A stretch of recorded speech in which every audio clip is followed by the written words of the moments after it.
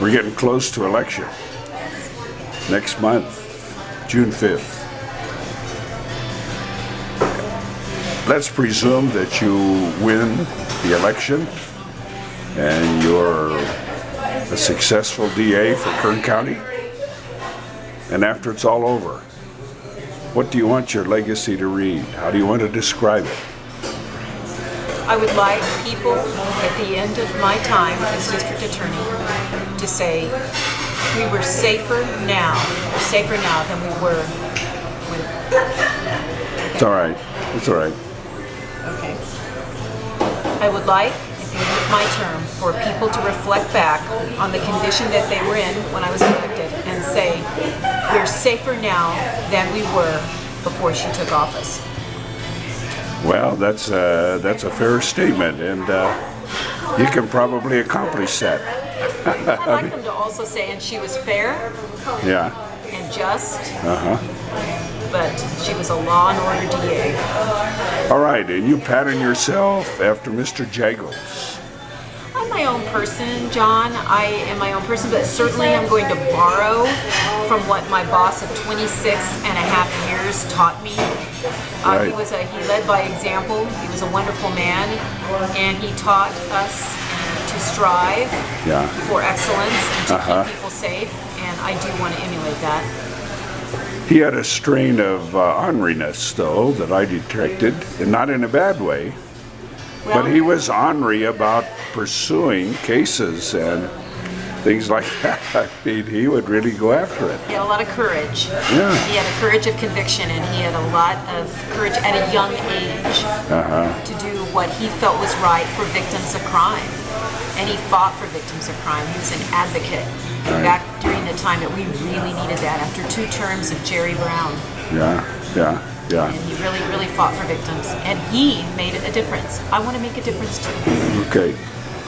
Well, I told you that I talked to my barber today, and I talked to my used car salesman today, and asked them what questions I should ask the future Kern County DA.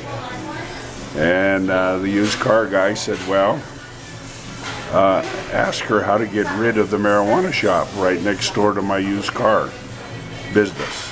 Well, as it relates to Rosamond, that is my priority, getting rid of, once dust settles and we figure out what pot shops cannot be here anymore, that is a priority to get rid of these illegal pot shops. It's ridiculous. Well, I think the public feeling here is once the supervisors voted, after a year, they're all going to be gone. That's what people think. No, I don't know. Well, there is a certain period of time where some of them can continue to operate, but once that period of time is over, they need to be gone. They need to be gone, yeah. And the DA can make that happen. I'm hoping to work with law enforcement very closely to make sure that happens. Well, that'll get you a lot of votes here. Well, because it's not good for Rosamond. I mean, I come out here and I drive 2 square blocks and I see all these marijuana dispensaries in a town of this size. Right. I mean, they shouldn't be here anyway, but still, to see that many, that's not good for this city. No. Population comes from LA, across the border. Let them stay in LA. Good. As DA, you'll have to hire a number of people. And young people just out of law school and so forth. So my question is, what kind of people are you going to be looking for? Describe for me. The most talented people that want to make a difference. But it won't be just lawyers. Okay. The district attorney's office is comprised of people that are part of the process that we couldn't do without. Clerical staff, victim advocates, investigators, investigative aides, and criminalists, science people. So I'm looking for the most talented people who want to make a difference, who will care about victims, and who will work hard and want to do a good job. I'd also like to make sure, and I've been a part of the hiring process since I was I don't know, 27 or 28 years old. I've served on the hiring committee since, and so I know what to look for. Right. And I think I know what makes a good DA. I've been involved in the process quite a bit. But I'd also like to make sure that the people we hire reflects some of the ethnic backgrounds of our community. I think that we have that. It instills more trust in our department, that we have females and some different people of different ethnic backgrounds, because everybody brings something different to the table, a different perspective, a different thought on implied bias, and things like that. And so we have people from all walks of life. Sure. One of the things, though, I do appreciate are people that are born and raised in Kern County that want to come back home. Because it is expensive to train them, and if they are from Kern County and want to stay, sometimes it's a better investment. But all in all, I want to invest in our employees because I'd like them to make their career and their home at this office. Sure. How many people are in the DA's office, roughly? Just under 250 people in the district attorney's office. Around 100 lawyers and then about 150 others. And there's no law school in Kern County. There is a new law school that is getting started. I don't know if they have actually completed a semester yet, but there is a local law school. But there are also a number of internet law schools that can remain in Kern County. But one of the closest ones, I went to Loyola Law School in Los Angeles, and that's just a couple of hours away. Right. Close enough. Yeah, okay. Well, best of luck with that. Hiring is a art and a science, I find. Sometimes, yes. Well, you've gotten the rare opportunity to meet Kern County and all the different communities, and I'm curious to know what you see and what you feel and what you hear about Kern County people. What are they afraid of? What are they worried about? What do they want to happen? During the last 16 months that I have been campaigning, I have been in every corner of Kern County. And every community has unique problems. But the main thing the residents want is public safety. They want to be safe. They want there to be safe neighborhoods for their families, for their future. And that's what they want, regardless if they live in Lamont, Ridgecrest, Delano, or East Bakersfield, or West Bakersfield. But each community has their concern, but for the most part, they want to be safe. Sure. All right, but that means money to pay for the sheriff, and we've had trouble with that lately. I mean, we've had to shrink back right here. In town, we had a very nice substation, and then the marijuana people moved in, and they're in the substation. Symbolic of what's happened in Rosamond. Well, I'm hoping our economy gets better. We get some more funding to the sheriff so he can staff. One of the sheriff's additional problems, so a lot of people from the sheriff's department are leaving. They get them trained up and they need to go elsewhere. So hopefully that they will be able to get some better pay and benefits. Staff the sheriff's department so we can have adequate staffing, especially out in East Kern. And I know that's an issue, but we have to keep people safe regardless. So we have to think, we as department heads have to think, even if we're not funded the way that we would like, we have to do the best with what we have in order to keep people safe. Sure. Do you think you're tough enough? Do you think you're tough enough to be DA? Oh, sometimes I think I'm too tough. Yes. I'm tough enough to be DA. I've been doing this for 33 years. Okay. All right. And I have been the gang supervisor, and I prosecuted some of the toughest cases that you can imagine. Killers. I'm tough enough to do this. I'm ready. All right. Bon voyage. Best of luck. Thank you very much for the interview.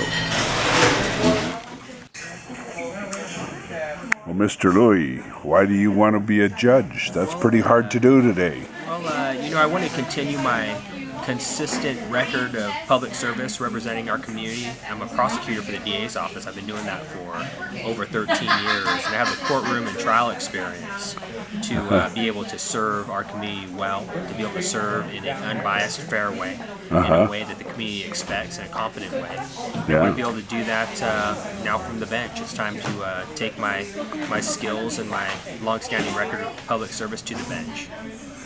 And help me understand how judges are elected. Are they elected to a certain section of the bench, or are they at large? And you're elected at large. It's a county-wide race. We have about 35 Superior Court judges in our county. And we have this particular seat. There is a sitting judge who's retiring, and he's letting it go to election, which is why we have an election. It's a 6-year term. What usually happens is judges will retire midterm, and the governor will appoint. But in this particular case, it's an open seat. I see. I see. So you're getting a chance to get out and meet the people. That's it. It's been wonderful. I've been everywhere. I've been, Kern River Valley, Ridgecrest, Tehachapi, Delano, McFarland, Bakersfield, Taft, Rosamond. So had a chance to see more of our county. And I was born and raised in Bakersfield, hometown guy. I never got out. Being in Bakersfield, I didn't get out to the other parts of the county. East Kern is a long way away over the hill. Yeah, it's a 2-hour drive, whatnot, and I've been happy to meet a lot of good folks out there. Yeah, good. And where did you go to law school? I went to law school, Loyola Law School. I worked full-time during the day as a mechanical engineer from 8 to 5. Put myself through law school in the evening division part-time program in Loyola, downtown. Yeah, I got my master's degree from Loyola Night School. Okay, really? In communication arts. Okay. You probably went to Loyola Marymount. I did. The main campus. Yeah, the main campus. Yeah. What would you like your legacy to be after it's all done? After you've been a judge for your full term and you're retired? I hope that people... Check. 1, 2. Thank you. You're welcome. Thank you again. You're quite welcome. I hope that people will, based on my career, will remember me as a judge that was fair, was well versed in the law, knew the law well, knew how to run a courtroom, which I have the experience to do. And was a good judge amongst the bar, other lawyers in the town. I see.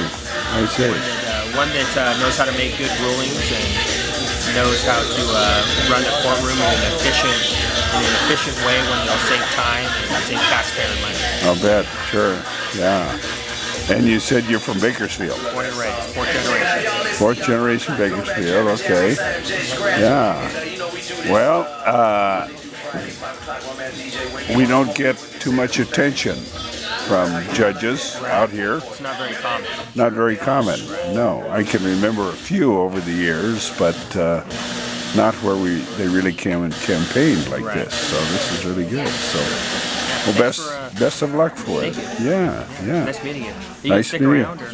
Oh yeah, a little bit, but then I'm going to go. But Shannon, how did you get to this point where you want to be a hardworking state senator? So I served in the Assembly for 6 years. I'm the first female veteran ever elected to the State Assembly. I saw that. And then when my term was up, we decided that we would explore the option of running for State Senate. We had an event to see if we would have community support. We have overwhelming community support in the Kern County area, so we started expanding out to the outlying areas. Come out to East Kern, out to the desert. Out to the desert. Well, thanks for the attention. Over the years, we haven't gotten that much attention. I think I've been to this spot 3 times now so far. You have, yeah. 3 times. My 3rd time. And Cindy's been here, and Zach Scrivener and Cindy, and I brought Chad Louie tonight because we want him to be a judge, and I've been to Joshua Tree and over in the San Bernardino High Desert area and Needles, and so just trying to get to know the district. Are you a pilot? I'm a road warrior. You're going to have a helicopter to cover your territory. My God. Spend a lot of time on the road. It's huge, yeah. It is a large district. What particularly do you see as the challenge? For the seat itself or for California? Well, for a senator in that seat, yes. So the challenge that we have is we have to make sure that we try to take other votes back up with us, because right now we're completely underwater. We are in a super minority position. So that's why I'm working really hard still to get to know the district that I don't know, but also working on another Senate seat to take them back so that we can change the votes and have more business-friendly, job-creating votes up in the California State Legislature. Yeah, I see. And that will, of course, then change a lot of the policies. That's our hope. We need water policy change. We need sanctuary state policy change. We need PAGA policy changed. There's a lot of policies that we need changed. We need to repeal the gas tax so that we're not paying 72 cents a gallon. There's a lot of things we need to change. Right. And you know the business, you know the assembly, and the Senate is a lot like that. It is. And it doesn't scare you? No, it's considered, I guess, the upper house. There are 80 assembly members in the state. There's 40 senators. And so the goal is to just continue to represent the people of this wonderful community in this district, and have respect in Sacramento. You know, this district has the #1 oil producing district in the entire. We produce 75% of the state's oil. Right. We have 75% of the state's wind and solar energy. Right. So we are an energy producing district. We produce #1 in agriculture, #2 in Tulare County for agriculture. Sure. So we feed and fuel the nation, and so our goal is to protect that for all of us. And how is the campaign going so far? So far, so good. I do have 2 opponents, so I'm asking everybody to vote for me on June 5th, which is next Tuesday. My husband says 6 more days. So to vote for me on June 5th, and hopefully we'll bring it in. And you have a good feeling about the election? I do. We're working very, very hard. I have a team of hardworking people. I connect with a lot of people because I'm a business owner in this state, in spite of this state, so I know what it takes to create a job. Again, the veteran status, and then serving for 6 years in the state assembly that was representative of Kern County. Sure. So you're not going into it with eyes closed. No, eyes wide open this time. Now, when I went the first time, I thought, oh, they just don't understand because they're not business owners and they don't know what they're doing to our jobs. They know. And so now eyes wide open in the Senate. Now you know. One of my relatives is a Montana senator. And I was at a funeral for my brother-in-law last week, and he was a staunch Republican. And this senator is a Democrat, a miner from the copper mines. And he said to me, you know what he told me? You know what your brother-in-law told me one time? Said, if they were all like you, I'd be one. But that's right. They have to work together, and you have to learn to where they. Yeah. But there are certain things that you need to take a stand on and definitely protect. You know, we have to protect the rule of law. We have to protect our Second Amendment rights. Right. You know, freedom of speech, freedom of religion.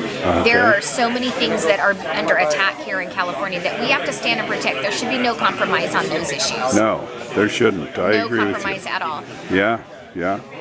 Well, good. Well, best of luck, and hope everything turns out the way you want it next week. I hope so too. And look forward to keeping track of you. No, absolutely. I'd ask for your vote on June 5th. Thank you. Are amazing, dedicated public servants that now are asking for us to support them to take their next step. I'm gonna ask her to come up here, but first I just want to tell you all, you know, why we're here. First of all, Shanna Grove, our next state senator. Cynthia Zimmer, our next district attorney. And Chad Louie, our next Kern County Superior Court judge.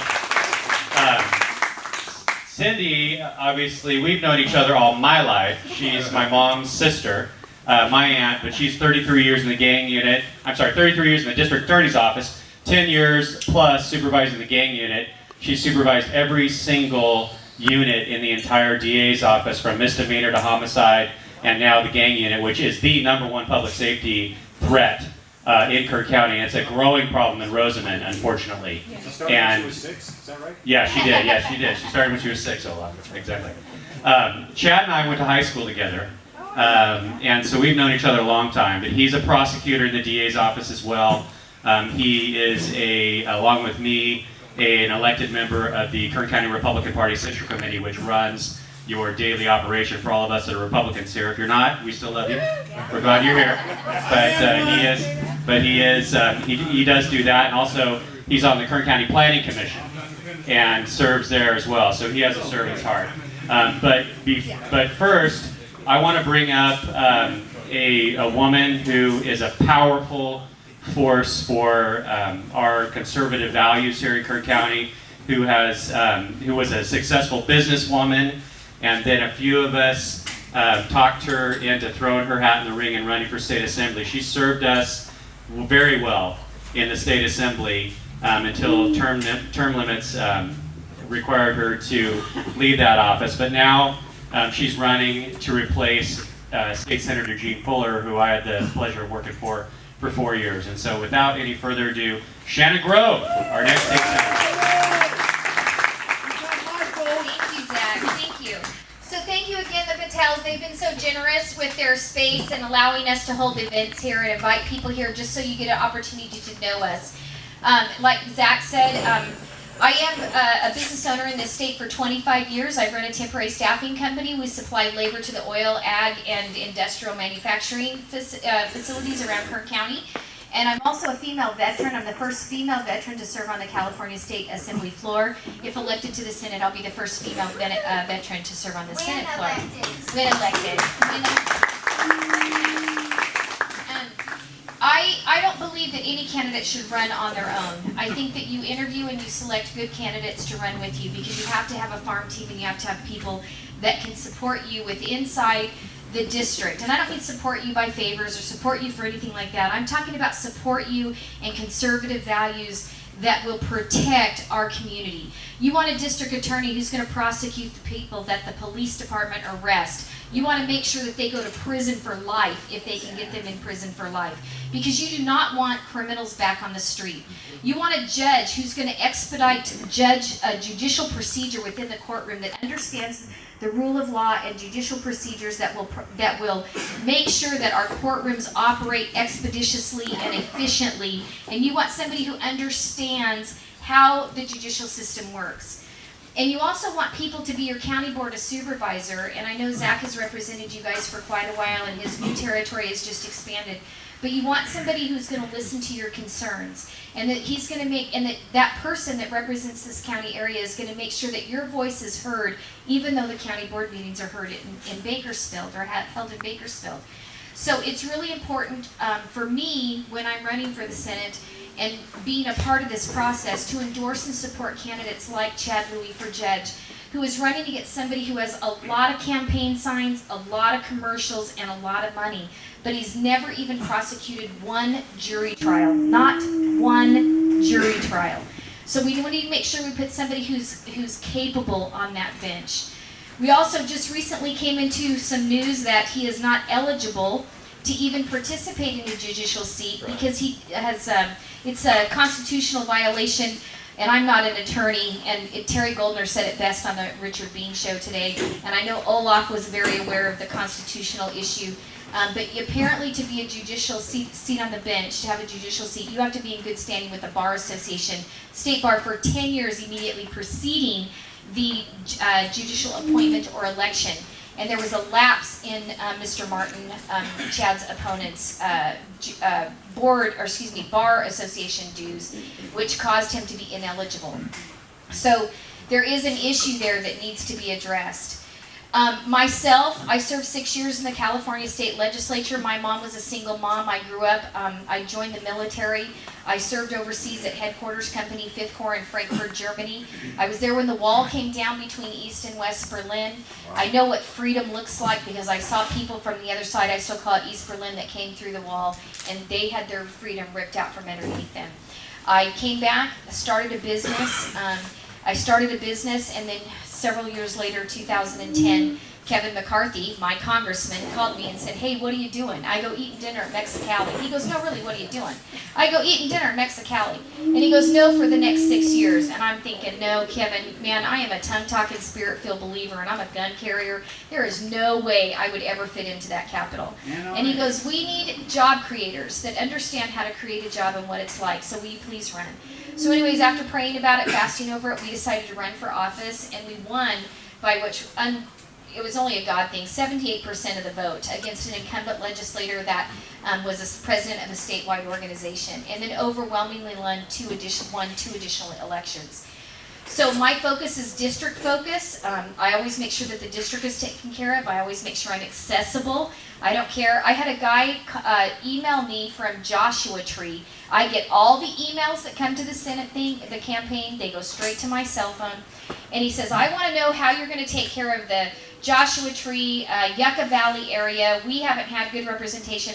He's saying this. I think Senator Fuller is phenomenal. Zach has worked for her, but he said this to me. And I replied back within 30 seconds. So I was in Yucca Valley here, I've been in the Morongo Basin here, I'm sorry I missed you, give me your phone number and I'll make sure. And he goes, oh my God, he was just shocked that I replied back. I do reply back. When you call me on my cell phone, I answer it, so don't be surprised. They'll call me and they'll go, oh my God, you answered your phone. Well, you called me, right? You called me. So please, if you have questions or anything and you want to talk to me or you want to ask me a question, I'm always available. So please don't ever think I won't be accessible to you. We may not agree 100% on all the issues, but we can at least discuss the issues, and you can do your best to try to change your mind. But I want you to know I'm very stubborn and I'm very secure in who I am. And so it takes a lot to change my mind. I did bring. Ma'am, will you take our calls while you're on the floor doing a bill? No, I can't do that. But I can step out. I can step out. We did bring some information on the tables. There's some information about Cindy Zimmer. Tells you who she is, and I know she's going to come up here and talk in just a second. The same with Chad Louie, and then my brochure is here. This black and white brochure right here, this is a pocket voter guide. It tells you what we as Kern County Republicans want you to vote on. Of course, we want you to support Kevin McCarthy for Congress. You have Senate and Assembly candidates are on here, your propositions, your State Board of Equalization, and of course your District Attorney Cindy Zimmer and your Judge Chad Louie. So if you have a question and you want to take this to the polls with you, it's a very good pocket voter guide that you can take with you.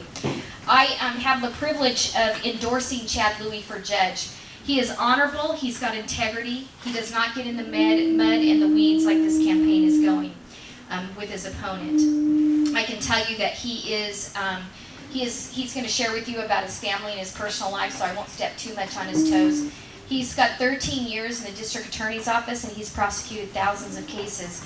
He has subpoenaed witnesses, worked with the judges, worked with the opposition, the trial counsel. He has worked with every part of the courtroom, and he understands how the courtroom works. And like I said, his opponent has not tried one case to jury trial, not one. His opponent has actually been a chief of staff for a county board of supervisors for the last 7 years and really hasn't even been in the courtroom at all. And we need somebody on the bench like Chad Louie who is ethical, who has integrity, and understands the process. So let me introduce you to your next Superior Court Kern County Judge, Chad Louie. Wow, Shannon, thank you for that introduction. Shannon, thank you so much for your support during my campaign.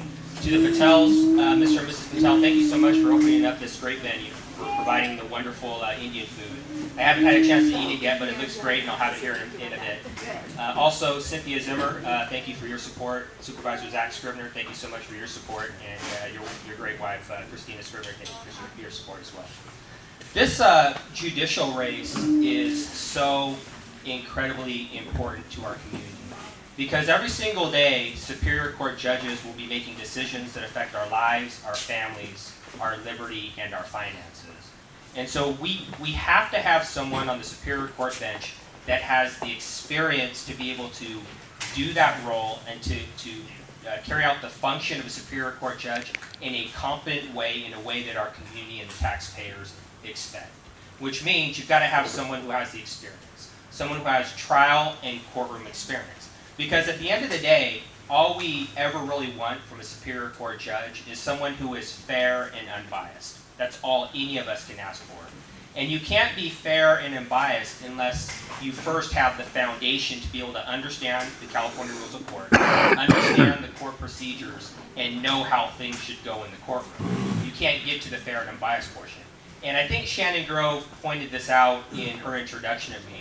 In this race, you really do have two very distinct candidates. I've been a prosecutor for coming up on 13 years. I'm in court. I've taken the last few weeks off to campaign full-time, but when I was working full-time, I was in court 3 days a week, every single week, handling hundreds, thousands of cases, literally hundreds, thousands of cases I've handled in the courtroom against other attorneys, appearing in front of judges, litigating all types of motions, calling witnesses to the stand, and getting that court experience and that foundation to serve competently as a Superior Court judge.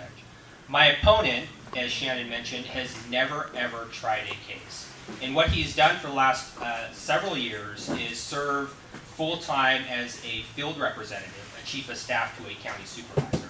And so he hasn't really even practiced law full-time to get that experience that we would expect of someone who wants to go to the bench. The Superior Court is what we as attorneys call the trial court. And Superior Court judges are what we refer to as trial court judges. I am a trial lawyer running for a trial court judge in a trial court, which means you've got to have that trial and courtroom experience. I'd like to share with you guys a little bit about myself, my personal history, because as a judicial candidate, there's really specific ethical rules that prevent us from telling you how we would rule on any type of case or controversy. But what I can do is share with you a little bit about myself, and that can give you a sense for the type of judge you're going to get if you help me get elected to serve you on the Superior Court. I was born and raised fourth generation in Bakersfield. I went to all public schools. I went to BHS. Zach and I sat in high school classes together, I think Spanish and history, maybe some physical education, some PE classes. After high school, I ended up going and working as a plumber's apprentice because none of my friends in my neighborhood ended up going to college, and so neither did I right away. I got a job as a plumber's apprentice, was a plumber's apprentice for about 3 years, ended up going to the community college and taking some classes here and there at the JC, at the Bakersfield Community College, and then ended up transferring to Cal Poly Pomona where I got a bachelor's in mechanical engineering because I was really good at math. It was just how my brain sort of worked. So I got a bachelor's in mechanical engineering from Cal Poly Pomona. I worked full-time from 8 to 5 during the day, drove 30 miles into downtown LA, put myself through a part-time evening division program at Loyola Law School. But I never really liked Los Angeles. It was too big of a city for me. I'm more of a small town kind of guy. So I came back to my hometown, and public service was in my heart. I wanted to work for the district attorney's office. In fact, I remember Cynthia Zimmer at the time. She came out to Loyola Law School and actually interviewed me for a position at the DA's office in my last year of law school, but they had a hiring freeze. There were no positions. And so I came back to Bakersfield. They didn't have positions at the DA's office. I wanted to be a public servant.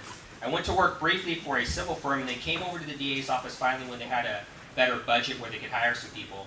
And I've been there for 13 years, and I've spent my career representing you guys, being a public servant, fighting hard for victims of crime, and working every single day to make sure that we have safe neighborhoods so that we can raise our families in. A little bit about my family. My wife is here as well, and I met Sarah in high school. She's over here in the back. Hey, Sarah.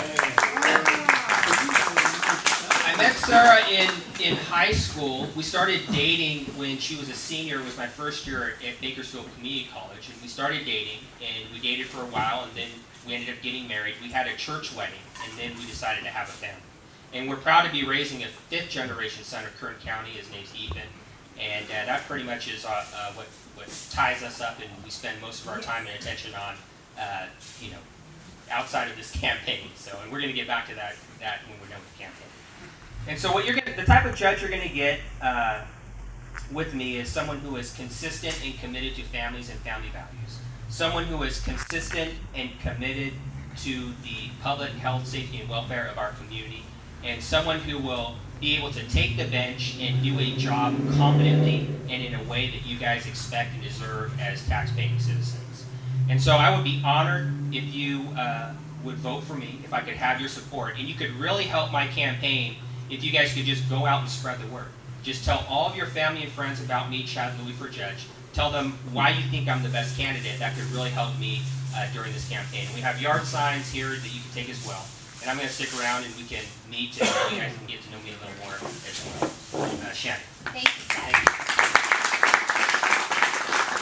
So for your second time in Rosamond, I am also endorsing and supporting Cindy Zimmer for DA. And people often ask, why do you get engaged? You have your own race to run. Like I said, you have to have good people that stick together and protect our county. And Cindy Zimmer will do that. Cynthia Zimmer. Miss Zimmer will do that. I can tell you that she's prosecuted a case against the East Side rapists, so women in East Bakersfield are safe. She's put murderers in prison for the rest of their life that will never get out, that are country boy Crips. She has spent so many days in trial. She's brought new technology over, some stuff that wasn't even used this side of the Mississippi, in order to convict people so that they can never harm us again.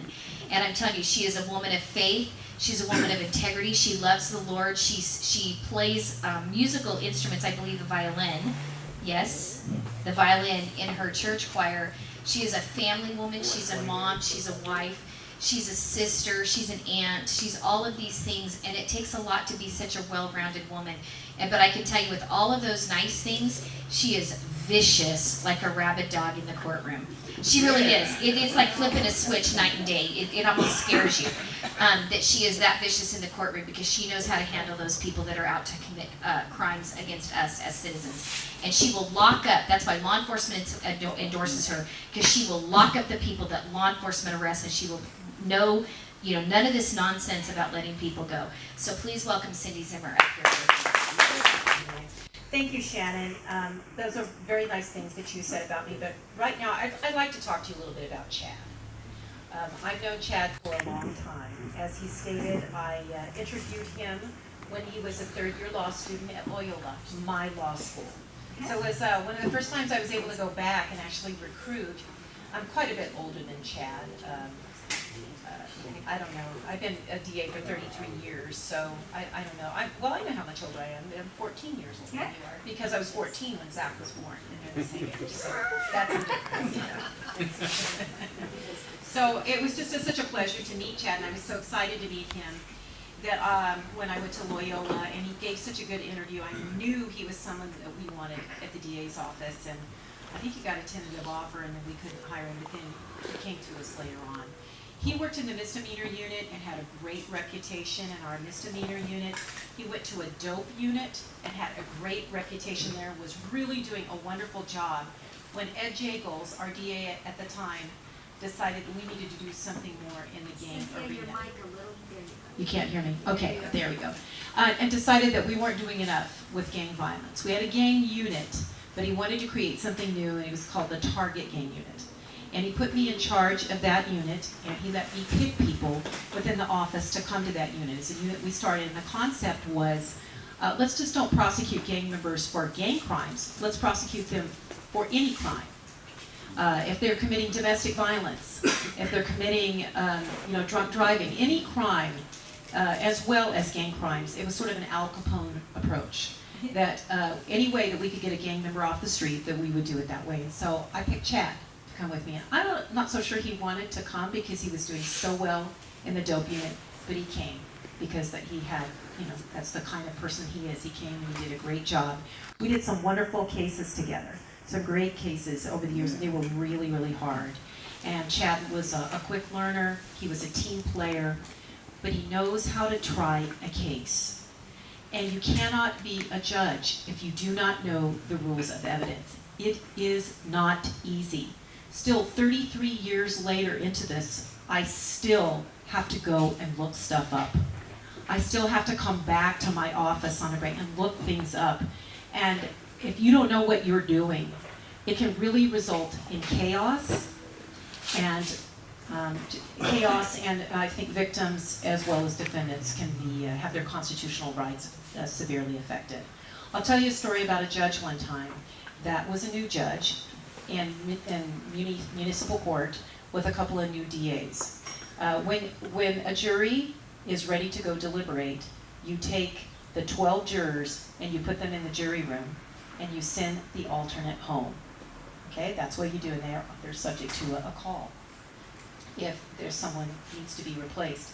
In this particular circumstance, the judge, because he was new, he made a mistake, as well as the attorneys were new, let the 13th juror go back into the jury room with it. You know what that resulted in? A total mistrial. Complete mistrial.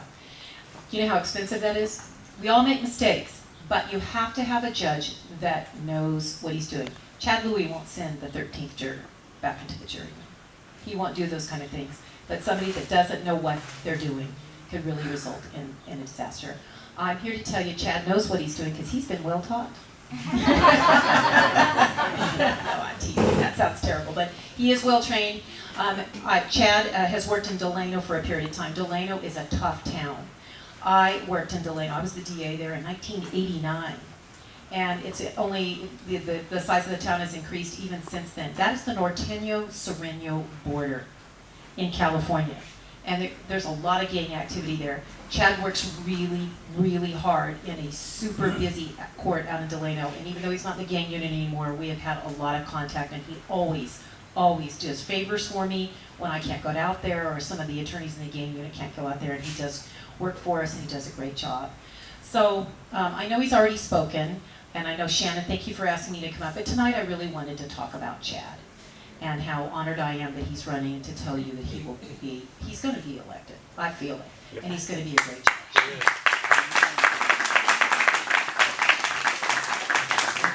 So tonight you do have a current city county board of supervisor. I'm running for Senate but served in the assembly. You have somebody who's from the district attorney's office that's running for judge, and your district attorney of Kern County soon. 6 days, 5 days, right? 5 days. Does anybody have any questions for any of us? Yes, ma'am.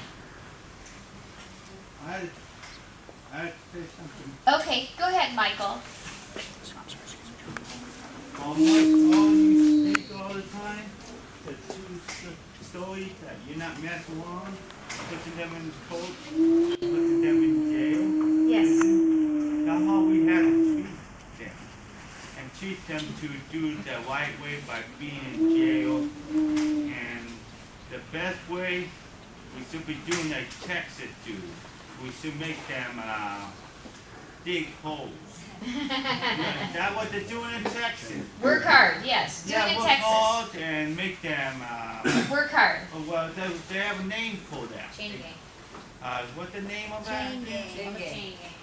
The chain gang. We should make them do that. We did used to make them do that. And make them only doing spread them water. We spread them water. And make them real work hard. Thank you very much, Michael. Yes, ma'am. I don't know who to ask, but I believe that. I have a big mouth and I do a lot of talking. Is it Chad acceptable? Louie. Right, but is it acceptable to say, I obviously can say, I heard you guys endorse him. Is it acceptable to say that there is a person in the DA's office who, not in the office, said, I support Chad Louie? Can I share that with people who say, why should I vote for him? Yes, it's perfectly Yes. acceptable for me to be able to endorse Chad. It's for a judicial race. He can't endorse anyone else. Okay, thank you. For a judicial race, I can endorse or whatever, but he can't. Is that right, Chad? Correct. And I can endorse. Cindy can endorse. Zach can endorse.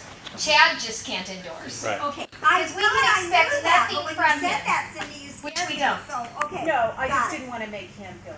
Got it. Okay, thank you. Yes, sir. I'd like to thank everyone for coming out to visit us tonight. Our pleasure. Be here to know that we're here.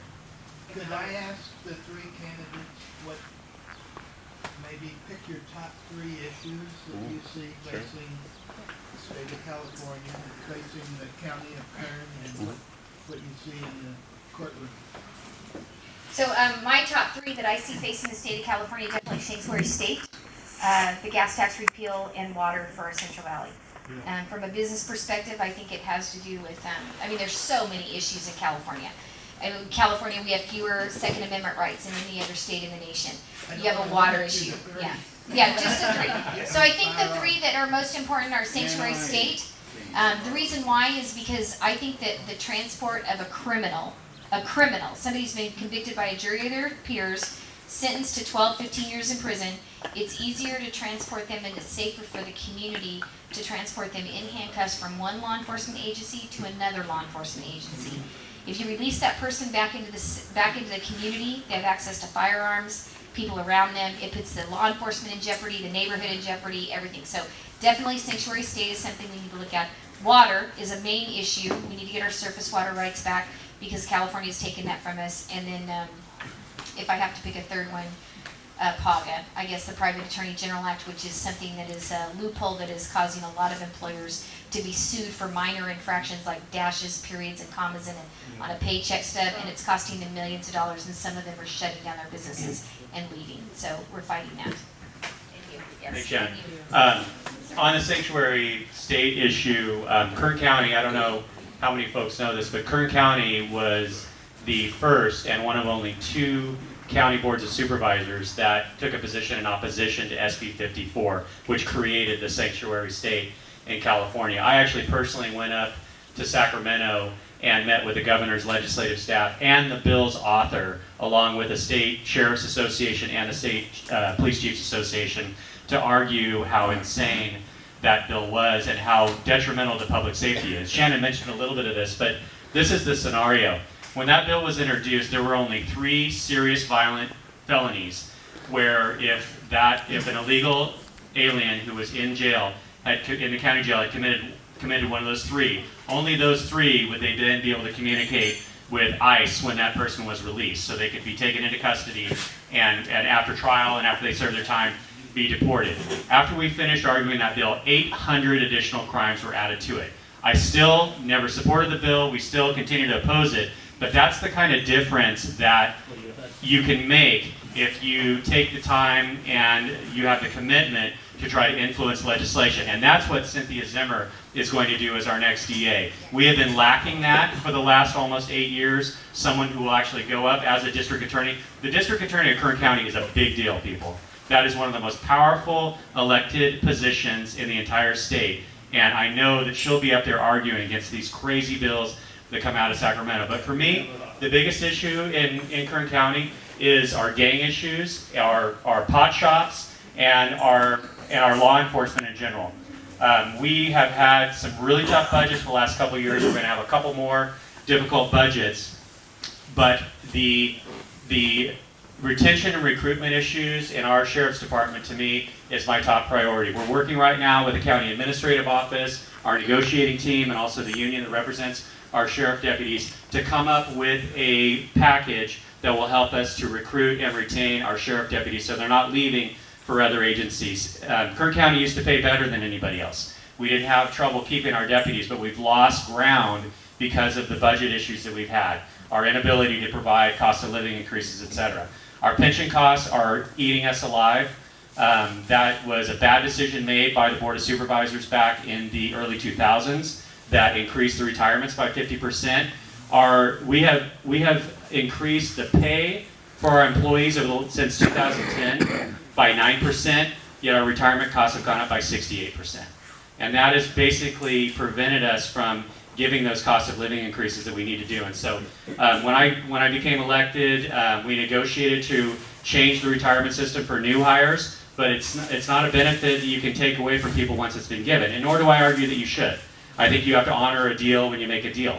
But it's going to take a lot of time for that ship to right itself. And so those are the things that are really impacting us budget-wise is oil being down and it's coming up, but the retirement costs are really, really a challenge for us. So, Sydney, you want to say anything?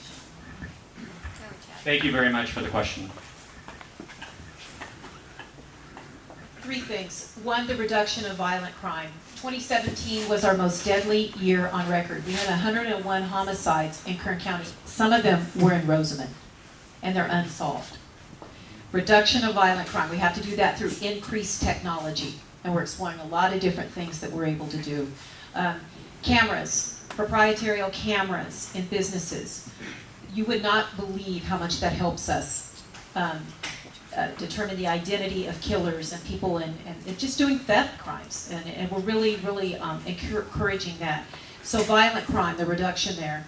The second thing is the reduction of crime in rural areas. Because of the change in the law, we are having an increased crime in places, I don't consider Rosamond rural, but we mean smaller communities, theft and drugs.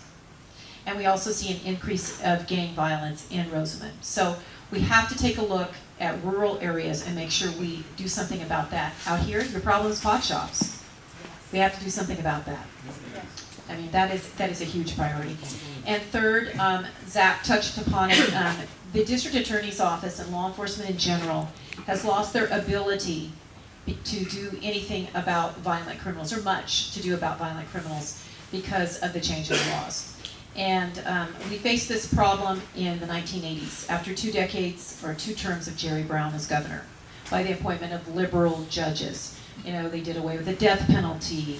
They changed a lot of the sentencing statutes, and we were able to come together as young DAs. I was a young DA then, in the 1980s, and different DA's offices throughout the state, and change the law.